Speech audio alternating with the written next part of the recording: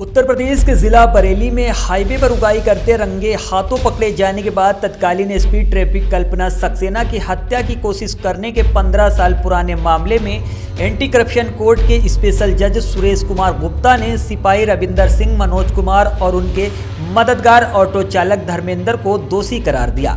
चारों को न्यायिक अभिरक्षा में जेल भेज दिया गया।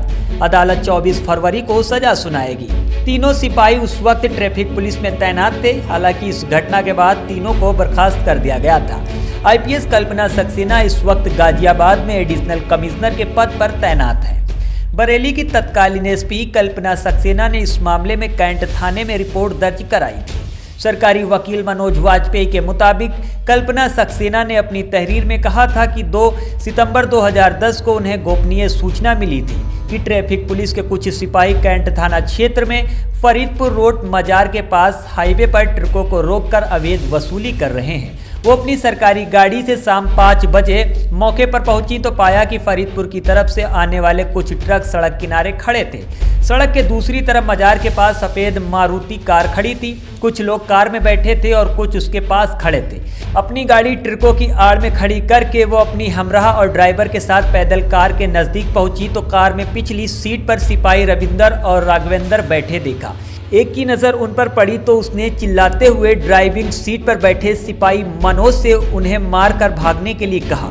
वो जैसे ही उन्हें पकड़ने आगे बढ़ी, मनोज ने कार स्टार्ट करके उनके ऊपर चढ़ाने की कोशिश की। उन्होंने एक साइड होकर चलती कार में ही एक हाथ अंदर डालकर मनोज की गर्दन पकड़ ली और कार रोकने को कहा, लेकिन उसने कार नहीं रोकी। रविंदर ने उनके हाथ पकड़ लिए और सिर पर वार करना शुरू कर दिया। मनोज ने कार बरेली की तरफ दौड़ा दी। वो लोग एसपी को करीब 200 मीटर तक घसीटते हुए ले गए। इस बीच कार को आड़ा तिरछा दौड़ाकर उन्हें कई बार कुचलने की कोशिश की, फिर भी सफल नहीं हुए तो धक्का देकर छोड़ दिया। सड़क पर गिरकर घायल होने के बाद उन्हें अस्पताल में भर्ती कराया गया। ऑटो ड्राइवर धर्मेंद्र सिपाही रविंदर का सगा भाई है, जो कि मौके पर ट्रकों को रोकने और पैसे का काम कर रहा था। पुलिस ने इस मामले में हत्या की कोशिश, वसूली और एंटी करप्शन एक्ट की गंभीर धाराओं में रिपोर्ट दर्ज की। विवेचना के बाद चारों सिपाही के खिलाफ कोर्ट में आरोप पत्र दाखिल किया गया। अभियोजन की तरफ से 14 गवाह पेश किए गए हैं। घटना के वक्त 2010 में ये केस काफी चर्चित रहा है और इसकी गूंज लखनऊ तक सुनाई दी। इस घटना ने ट्रैफिक पुलिस के हाईवे पर वसूली के धंधे की परतें उखेड़ कर रख दी। इसमें भी सबसे हैरान करने वाली बात यह थी कि ट्रैफिक के ही सिपाहियों ने एसपी ट्रैफिक को कुचलकर मारने की कोशिश की।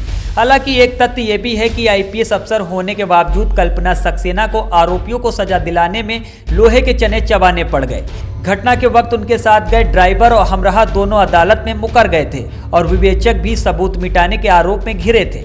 घटना के बाद एसएसपी ने तीनों सिपाहियों को बर्खास्त कर दिया, लेकिन हाई कोर्ट के आदेश पर तीनों दोबारा बहाल हो गए। इस पर उनके खिलाफ दोबारा विभागीय जांच कराई गई। इसमें दोषी पाए जाने पर तत्कालीन एसएसपी रोहित सिंह सजवाड़ा ने उन्हें दोबारा बर्खास्त कर दिया था, लेकिन इसके बाद अदालत में उनका जुल्म साबित करना बेहद मुश्किल भरा रहा। पहले तो केस की विवेचना के दौरान ही विवेचक पर सबूत मिटाने के आरोप लगे। इसके बाद कल्पना सक्सेना के हमराह गनर और ड्राइवर ने भी अदालत में आरोपी सिपाहियों को पहचानने से इनकार कर दिया। पैरवी में मजबूती लाने के लिए कल्पना सक्सेना को निजी तौर पर सुप्रीम कोर्ट के वकील अभिषेक की मदद लेनी पड़ी। इसके अलावा एसपीओ एके सिंह और एपीओ गोड़ के जरिए भी उन्होंने पैरवी कराई। तब कहीं तीनों सिपाहियों का जुल्म अदालत में साबित हो पाया। जबकि बरेली में एसपी ट्रैफिक की हत्या की कोशिश करने वाले सिपाही रविंदर, मनोज और रावेंद्र अवैध वसूली के लिए महकमे में पहले से बदनाम थे। हाईवे पर खड़े होकर ट्रकों से अवैध वसूली के लिए उन्होंने अपने नाम भी सड़क छाप अपराधियों की तर्ज पर रखे हुए थे। मनोज कुमार को मनोज सुल्ताना, रविंदर को रविंदर टाइगर और रावेंद्र को रावेंद्र नकटिया के नाम से जाना जाता था।